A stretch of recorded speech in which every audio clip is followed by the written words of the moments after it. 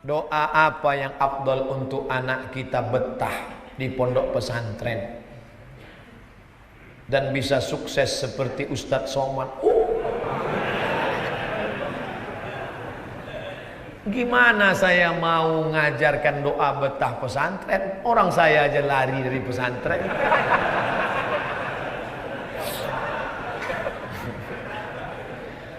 Saya di pesantren banyak sekali sekolah saya. Kelas 1 sampai kelas 3 Al-Jam'iyatul Wasliyah. Masuk kelas 4 Darul Arafah. Masuk kelas 5 Muallimin. Habis itu nggak sekolah 5 bulan. Karena menurut saya nggak ada gunanya sekolah. Presiden udah ada, gubernur udah ada. Pas ditanya, "Mak, kamu nggak sekolah?" "Nggak ada gunanya sekolah, Mak." "Jadi mau apa?" "Belikan aku gerobak, aku mau jual ikan asin aja." Akhirnya ada satu sekolah swasta mau nerima saya masuk. Nah, jadi kalau saya ajarkan doa ini, Bapak Ibu ajarkan doa ini kepada anak-anak kita, itu namanya kabura maqtan indallah. Ngajar tapi tidak. Doakan saja supaya anak-anak ini, saya tahunya ketika nggak sengaja, ketika saya ceramah bawa ibu saya, lalu ada orang nanya, saya lagi HP, ibu saya ditanya sama orang, "Bu, gimana sih anaknya bisa sekolah bagus?"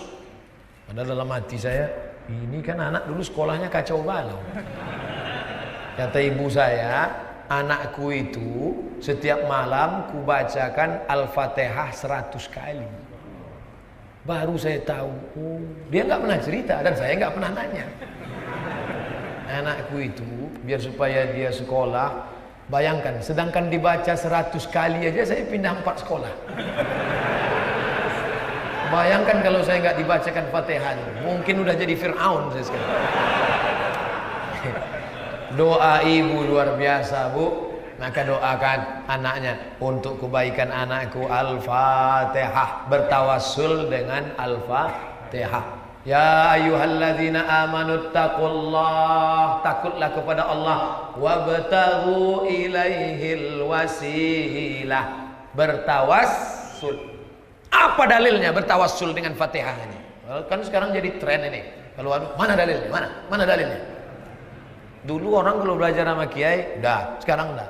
Pak Kiai, mana dalilnya? Kurang adab. Terjebak 3 orang di dalam gua. Hujan gerimis, masuk gua berteduh. Tiba-tiba bergelinding satu batu besar, tertutup pintu, gelap. Berdoa yang satu, "Ya Allah, aku seorang yang kaya. Pembantuku kerja, gajinya tidak dia ambil, dia pergi entah kemana. Gajinya aku belikan kambing, kambingnya beranak pinak banyak.